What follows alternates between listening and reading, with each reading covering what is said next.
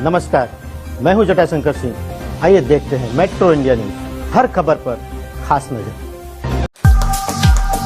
मुंबई के बोरीवली परिसर में कैंसर मरीजों को समय पर उपचार मिले, इसके लिए एशियन कैंसर इंस्टीट्यूट और अपेक्स अस्पताल के सहयोग से एक नया कैंसर उपचार केंद्र दत्तपाड़ा परिसर में अपेक्स अस्पताल में स्थापित किया गया है।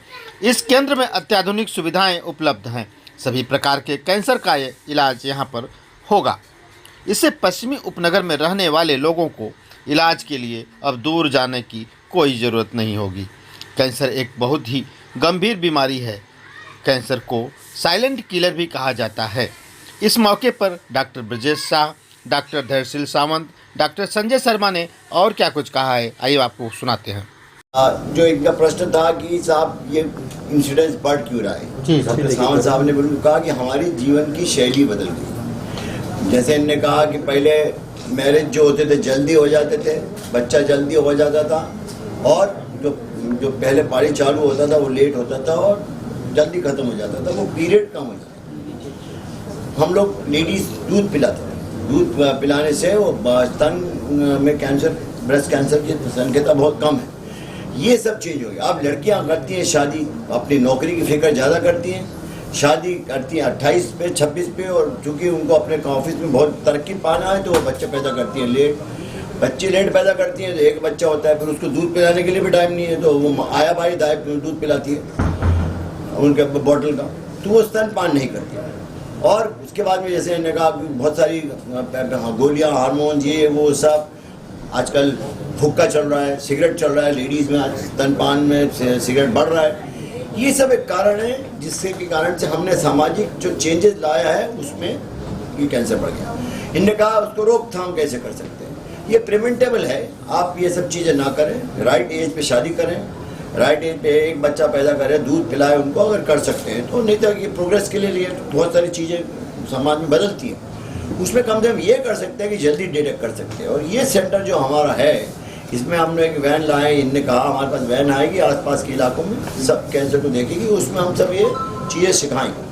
तो सबसे इम्पोर्टेंट ब्रेस्ट कैंसर के लिए हाथ, आपके हाथ में, आपके ये समझना चाहिए कि लेडीज़ को कि पीरियड अगर चल रहे हैं उनके, तो ख़त्म होने के 7 दिन के बाद आप स्तन का एग्जामिनेशन करिए, बैठे हुए और लेटे हुए, और वो बाद में हम सिखाएंगे।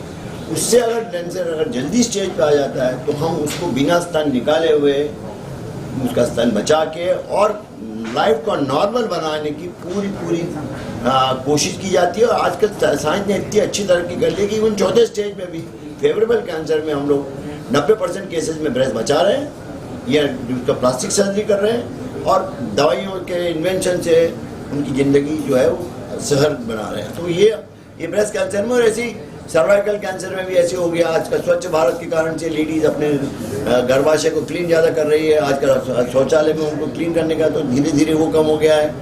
और प्लस बहुत सारी चीज़ें, वैक्सीन आ गई है, तो उससे सर्वाइकल कैंसर जो दूसरा लेडीज़ के लिए वो भी अब काफ़ी उसमें फ़ायदा हो गया। तो इसलिए कहने का मतलब ये है कि हर प्रकार की कैंसर में आज हमने तरक्की कर ली है।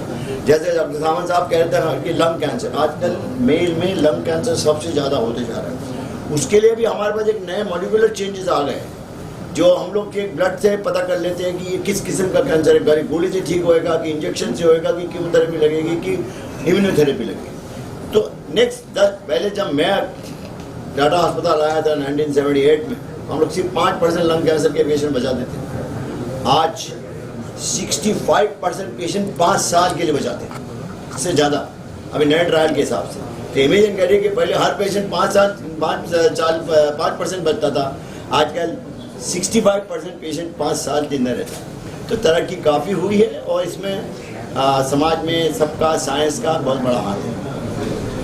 तो ऐसा लोग हर बार यही बात करते हैं कि मैंने किसी की चीज़ की सेवन नहीं की, लेकिन अगर मुंह का कैंसर कहा जाए तो 80% मुंह का कैंसर गुटखा, तंबाकू, खैनी, पान के वजह से होता है।